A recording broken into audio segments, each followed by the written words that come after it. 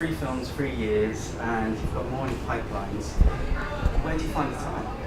Uh, I mean, in your job, in your line of work, if you stopped like more than 2 weeks or 3 weeks between working, you'd be starting to get worried. And I'm the same. I don't want to.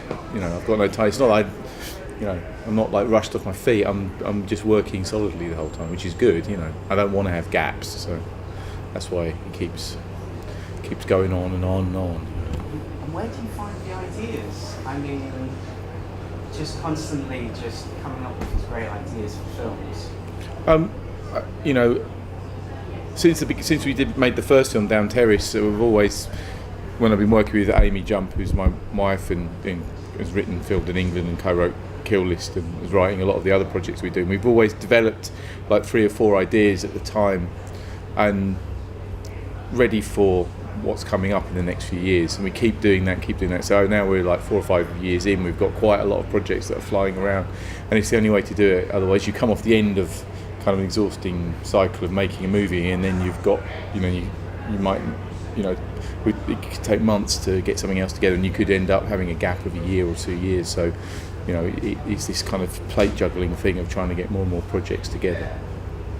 Just being able to edit and write with someone just helps form your ideas for films together. Yeah, I mean the partnership that Amy and I have, that she writes and on some of the projects on her own and sometimes with me, and that we both edit them together, means that there's a flexibility there that is kind of rare.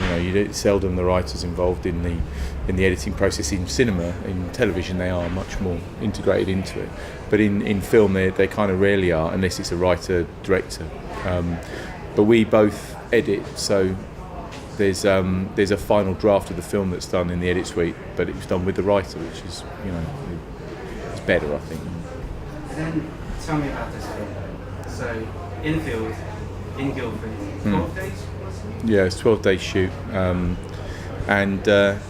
it's like only 5-6 guys, and they basically escaping from a battle, and then end up taking loads of magic mushrooms. It's a very condensed version of the plot. And there never was like an elevator pitch, because it's not that kind of a film, but it's we wanted to make something that was like a midnight movie, like a movie that hadn't been made for a long time, since the kind of 70s and late 80s, and it's that kind of film that was a bizarre, crazy ride that you felt that it almost like assaulted you in the cinema. So that was one of the reasons that we started making this film. A bit of ad-libbing, getting people to just feel it around the characters. Field in England is the most to the script version. Field in England is the most true to the script film that we've done. There's no improvisation or anything in this. It's what was written is exactly what we shot. I kind of the key to being able to make films quick in this short amount of time and them to come off and work properly is that you have to know that going in. So when you write the script, or when you develop the film in the first place, it's going to be a film that's shot that fast, and that way you build into the story elements that allow you to do that. Like, so the field itself is an enclosed space. These guys are out in the countryside, so they don't have any other changes of clothes. All these kind of quite simple things make a massive difference to a production. So, it's basically designed to be shot quickly and economically.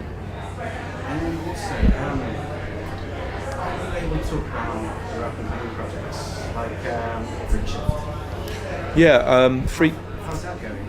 Yeah, Freak Shift is a film that's basically a big for us anyway, sci-fi movie where it's a kind of a alternative future where monsters attack cities at night and dig their way out through holes, and the special police force has to deal with them, and they're called the Freak Shift. And it's a night in the life of the Freak Shift officers as they battle with these big creatures and things. So it's a step in almost a 90 degrees away from a field in England, but then every film that I've done so far has been very different from the last. So. And, have you started filming already, or are you No, we're still the script is done and we're just basically casting at the moment. So hopefully it'll go in the new year. A bit of luck. What else can we expect from you? What's coming up? Can you give us some insight on plans? We're working on a lot of different scripts, really. I mean, it's we're also working on stuff for HBO. So we're doing an HBO series. So that's kind of in the process of writing at the moment, and I can't really talk specifically about the other projects, but yeah, there's a lot of different genre. Some much more commercial, some much more experimental, kind of backwards and forwards like that. Projects off the ground. It's great. I mean, you can't take it too seriously. It's just what I always wanted to do is make films. So that's the focus of it. It's not.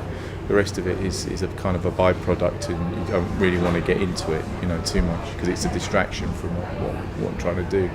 But it certainly helps that people like the films and that they have, a profile and people understand what the films will be. So you don't have to explain them when you're pitching stuff about what the tone of it will be. So that certainly helps. And all the other thing that helps is that it feels like we're starting to build an audience a little bit with the movie, so people know what kind of films they kind of look for the movies, which is really brilliant. So hopefully that will continue. Awesome. Thank you very much. Cheers, man. Thank you.